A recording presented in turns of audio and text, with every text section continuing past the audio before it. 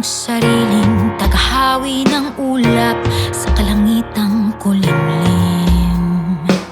Kampanang yayanig sa bawat nilalang magigising ng lupang kulang sa dilig.